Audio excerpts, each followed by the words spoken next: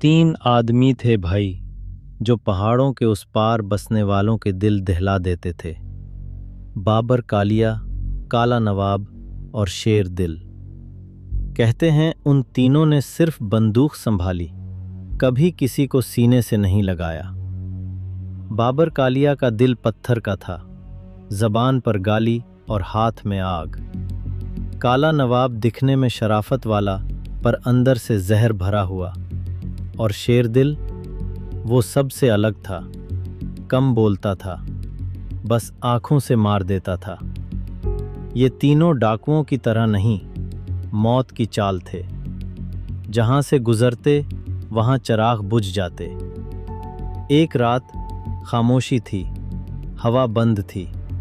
वही रात थी जब ये तीनों नूरपुर में दाखिल हुए। छोटा सा गांव, मासूम लोग, और बीच गांव में एक बोसीदा सी झोंपड़ी जहां एक बूढ़ी औरत रहती थी, बीबी हलीमा।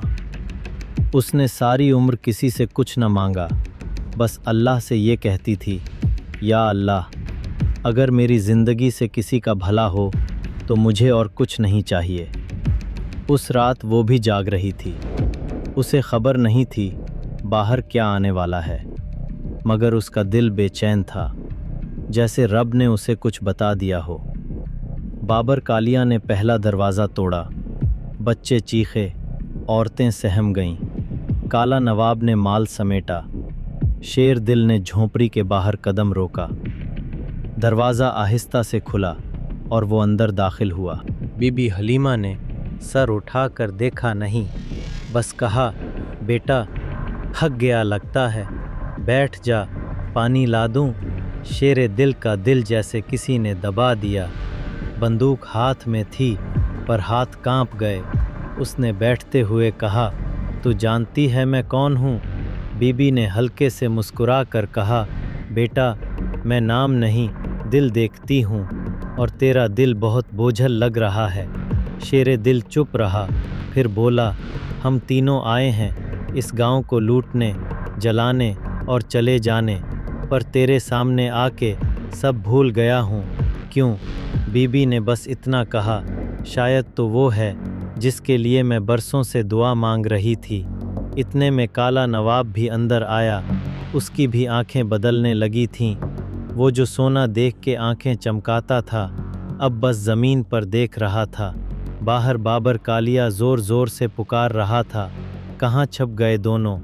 फिर खुद झोंपड़ी के सामने आया, बंदूक तानी, मगर अंदर दाखिल हुआ तो मंज़र बदल चुका था।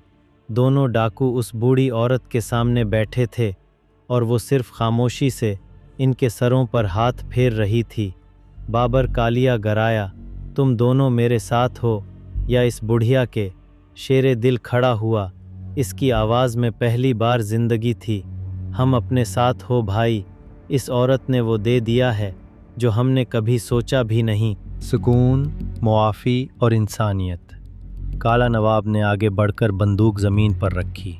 लेकिन हम अब तेरे साथ नहीं, क्योंकि हमारे दिल वापस आ गए हैं। बाबर कालिया के माथे पर बुल, आंखें लाल, लेकिन अंदर कोई टूट चुका था। उसने बंदूक नीचे की, ज़मीन पर बैठ गया और बस इतना कहा, मैं अपनी माँ को खो चुका हूँ। शायद इसलिए हर माँ को जलाना चाहता था, लेकिन ये औरत, ये तो माँ की खुशबू जैसी है। वो रोने लगा। तीनों खामोश बैठे रहे।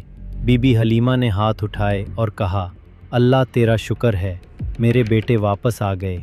वो रात गुजरी तो नूरपुर में कोई चीख बाकी न थी, सिर्फ अजान की आवाज़ और तीन डाकू जो अब मस्जिद के दरवाजे साफ़ करते थे, बच्चों को कुरान सिखाते थे।